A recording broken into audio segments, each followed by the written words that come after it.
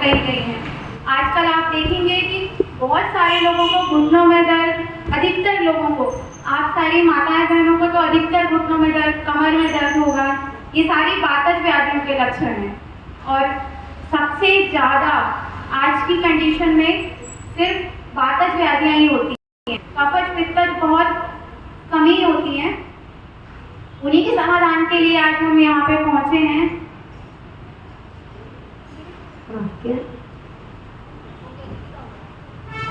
हाँ, आपको ही बोलना।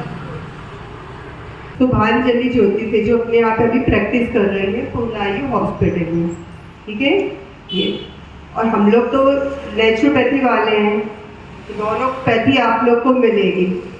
अभी अपना माता जी के आहारचर्या के लिए माता जी लिख लेंगे, फिर यहाँ से परामर्श देना शुरू हो जाएगा। आज आपको परामर्श दिया जाएगा और दवाइयाँ जो भी आप अपना दिखाना चाहते हैं कि रोग वगैरह है, वो आज अभी 10 बजे मतलब आहारचर्या के बाद से शुरू हो जाएगा। यहाँ बैठना तो आप दिखा सकते हैं।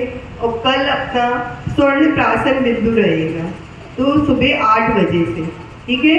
तो आप आज अपने बच्चों के नाम यहाँ पर एंट्री करवा दें, रजिस्ट्रेशन हो जाएगा। फिर कल आप अपने बच्चों को लेकर आएंगे। उसकी फीस ज़्यादा नहीं है, सिर्फ 100 रुपये, ठीक है। 100 रुपये एक बच्चे का रहेगा। ऐसा करके बच्चे को आप लाते हैं तो उस समय कुछ खिलाए नहीं, है ना। और फिर उसके बाद 10 मिनट पहले और 10 मिनट बाद तक फिर आप खिला सकते हैं बच्चों को। तो आप अपने बच्चों को सुबह 8 बजे से, अगर बच्चे भी स्कूल स्टार्ट हो जाएगा ना, स्कूल अभी चालू है, हाँ हाँ ठीक है, कोई बात नहीं। सुबह अगर 7 बजे से अगर बच्चों का है तो 7 बजे से पास में है तो ला सकते हैं। कल प्रातः की बात है, आज की बात है। कॉलेज जाने वाले बच्चे भी पी सकते हो, जो यहाँ पर बड़े बड़े बच्चे बैठे वो भी पी सकते हैं। आप सभी ले सकते हैं, सभी लोग ले सकते हैं। सबसे बड़ी बात है कि एक बॉटल है, ठीक है, स्वर्ण प्राशन की, ज़्यादा बड़ी नहीं है, 15 ml की है, वो आप खरीद सकते हैं और वो अपने बच्चों को भी आप पिला सकते थे। अभी तो हम लोग कल करवा देंगे आपके बच्चों को, फिर आगे हर महीने में, क्योंकि ये हर 27 दिन में एक बार पुष्य नक्षत्र आता है, ये आप कैलेंडर से भी देख सकते हैं। तो हर महीने आपको बच्चों को ही कराना है, एक बार में नहीं।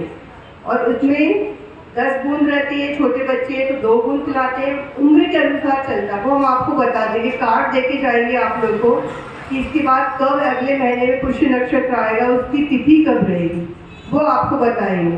तो आप छोटे बच्चों से बताया ना कि 1 माह से लेके बच्चे तक आप बड़े तक ले सकते हैं। 16 साल की उम्र तक तो है, उसके बाद बड़े भी। आप विश्वास करिए, जब हमने सबसे पहले स्वर्ण प्राशन कराया था तो सबसे पहले किसको दिया था? गुरु जी को दिया था।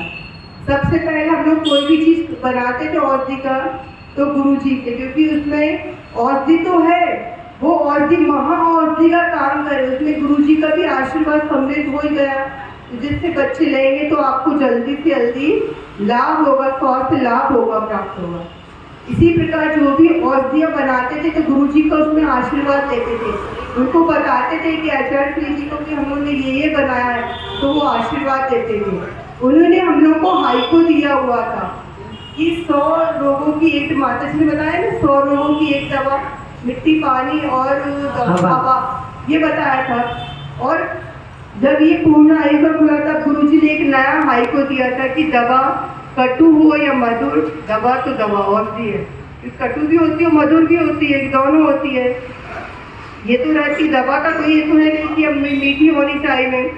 आप दवा लेकर बीमार पड़ते हैं, डॉक्टर के पास जाते, कभी ये नहीं कहते क्यों डॉक्टर ने मीठी है कि कड़वी, बस हमको तो जल्दी दे दो, हमको ठीक हो जाए, बस ये पूछते भी नहीं है क्यों डॉक्टर साहब ये वेज है कि नॉन वेज, इससे भी मतलब नहीं, हमें तो स्वस्थ होना है, आप जल्दी से जल्दी हमें ठीक करिए, है ना। ऐसा है, बहुत हद तक एलोपैथी भी सक्सेस है और बहुत हद तक आपका आयुर्वेद भी सक्सेस। जब आप जहाँ पे हार जाते हैं वहाँ पर आपकी नई पैथी शुरू होती है। और उसमें अपने जो महावैद्य थे आचार्य गुरुवर श्री विद्यासागर महाराज जी, क्योंकि जब आप बीमार पड़े, थक गए, आपको आराम नहीं मिला, तब आप आते थे आचार्य भगवान के चरणों में कि आचार्य भगवान बहुत बीमार है, समझ में नहीं आता क्या कर रहे हैं। कैंसर हो गया, डायबिटीज है, हार्ट पेशेंट है, कमर का रोग हो गया, बैक पेन बन रहा है। तो उसके लिए आचार्य भगवान ने सोचा और ये आपके लिए इतनी बड़ी कृपा की, और वो आपको रोग का निदान भी करते थे, बताते थे ना। आप विश्वास नहीं करेंगे, एक बहन को इतना बड़ा फोड़ा पीठ में हो गया था, इतना बड़ा। डॉक्टर को दिखाया, डॉक्टर ने कुछ नहीं हो सकता था। लेकिन जब गुरुजी को पूछा, गुरुजी ने कहा इसमें अलसी की पुलकिस लगाओ, दिन नहीं गिनना, ना उसमें दर्द है, ना इस तरह के निशान तक नहीं कि कुछ हुआ था। ये ऐसे गुरुजी के नुस्खे थे। और आपको बताएं, माता जी, पुनीतमती माता जी का नाम सत्यमती माता जी, उनका नाम आप लोगों ने सुना होगा। उनको पैर में जो एंकल होता है ना, यहाँ पर हाथ ज़्यादा लिखा रहता है ना, उसमें इतना बड़ा रसगुल्ले के आंवले के साइज का, वहाँ पर भी उनको पस जम गई थी। एलोपैथी में कराया, निकला, फिर जम गई। तो डॉक्टर भी पीछे हो गया। गुरुजी को पूछा, गुरुजी ने बोला अलसी लगाओ, वो उनका ठीक हो गया बिल्कुल। पूरी सूजन चली गई, अलसी ने सूजन की थी, जो पस थी वो भी उसको खींच लिया। ये ऐसे नुस्खे थे। अमृत धारा, गुरुजी बोलते थे आपको बहुत गैस बनती है ना, पित्त होता है, अमृत धारा लगा लीजिए, सिर दर्द होता था। ये गुरुजी के नुस्खे हैं, वो हम आपको आज भी शाम को भी क्लास में बताएंगे, कल भी आपको धीरे धीरे बताएंगे। बोलते ना, जहाँ ना पहुँचे रवि वहाँ पहुँचता है कवि, ये कहावत है ना। और जहाँ पर आपकी सारी पैथियाँ हार जाती हैं, वहाँ पर अपने महावैद्य आचार्य भगवान की पैथी शुरू होती है, फिर वो रोग ठीक करती है ना। तो ये क्योंकि वो भगवान, आचार्य भगवान के हृदय से निकलती है। आपने देखा, जब आचार्य भगवान आशीर्वाद देते थे तो उनके पूरे चेहरे से वात्सल्य झलकता था, आंखों से उनके वात्सल्य कितना था, कितनी सारी सभी श्रावक थे, सभी स्वस्थ हो। उन्होंने हमेशा स्वास्थ्य के लिए ही बोला। आपको बीमार है, अच्छे जो भक्तगण ऑपरेशन थिएटर में अंदर पहुंच गए थे और गुरुजी का आशीर्वाद आया, वो वापस बाहर निकल आए। गुरुजी ने कहा नहीं कराना, वापस आओ, वो स्वस्थ है। डॉक्टर ने रिपोर्ट जाकर जांच की, बोले आपको स्वस्थ है। ये चलता है करिश्मा। और आपके यहाँ पर पहले भी शायद माता जी का चातुर्मास हो चुका है, आदर्शमती माता जी हुआ है ना, यहाँ पर 94 में या 95 में हुआ, 99 में हुआ था। हाँ, उस समय का आपके यहाँ पर चातुर्मास हुआ था। उस समय का मैं मतलब बता रहे हैं आपको, उसी समय जो शुरू हो जाता आयुर्वेद का। ऐसे कई रोग हैं जो आपको बताएंगे तो आप भी आश्चर्य करेंगे। और अभी सबसे ज़्यादा आप लोग का जो रोग चल रहा है ना, एड़ी दर्द का, एड़ियाँ दर्द हो रही है, क्योंकि स्टैंडिंग वाला काम ज़्यादा होता है, चलने फिरने का या बैठे रहते, तो सभी लोग शिकायत करते कि दीदी एड़ियों में बहुत दर्द है, एड़ी का दर्द नहीं जा रहा है। तो एड़ी दर्द के लिए एलोपैथी में भी सिर्फ 2 इंजेक्शन डॉक्टर बहुत कम स्थिति में लगाता है, स्टेरॉइड्स के होते हैं, बहुत रेयर कंडीशन में। एक इंजेक्शन के बाद मना कर देते कि अब आपको एक्सरसाइज करना पड़ेगा, आपका यूरिक एसिड बहुत बढ़ा के दवाई लीजिए, हमेशा लेना पड़ेगा। तो आपको दवाइयाँ वो हमेशा न लेना पड़े, इसका इलाज आपको बताएंगे जो गुरुजी ने बताया। वो भी अलसी की ही पुलकिस आपको लेना है और 15 दिन में आप खुद कहेंगे, अब चलने लगेंगे कि दीदी आपने कितना अच्छा इलाज बताया, ये हमारा दर्द बिल्कुल चला गया। आपको एडी में ना इंजेक्शन लगाना पड़ेगा, ना कुछ नहीं करना पड़ेगा और आप स्वस्थ हो जाएंगे। ये आप प्रैक्टिकल करके देखिए। अभी माता जी हम लोग जड़ुआ खेड़ा में कैंप लगा था, वहाँ पर एक लेडीज आई, 2 मिनट तक आई, माता जी के हाथ चले का हो रहा है।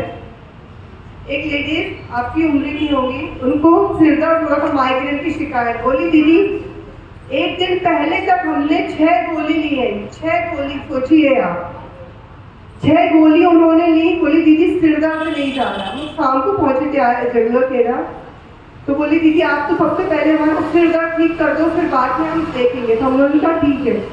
उसको हमने कुछ पॉइंट्स दिए और जो दवाइयाँ लाए हैं, जैसे गुलकंद वगैरह उनको खिलाया और एक और चूर्ण दिया। हमने कहा ये खाइए आप, और जो उनको थेरेपी बताइए, आप घर पे जाके वो करिए। फिर वो सुबह आई तो उनसे पूछा आपने किया था, अब कैसा है, आपको लग रहा है? तो बोली दीदी हमारा सिर दर्द बिल्कुल ठीक हो गया। जो हमने 1 दिन पहले तक 6 गोलियाँ खाई थी, अब हमें इसकी आवश्यकता नहीं है।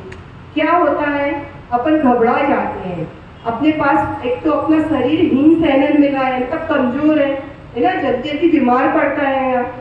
तो एक ये है, और दूसरा अपने अंदर पेशेंस नहीं, इसलिए तो अपन पेशेंट बनते हैं। गुरुजी कहते थे जब अपना पेशेंस खो गया तो वहाँ व्यक्ति पेशेंट हो गया ना।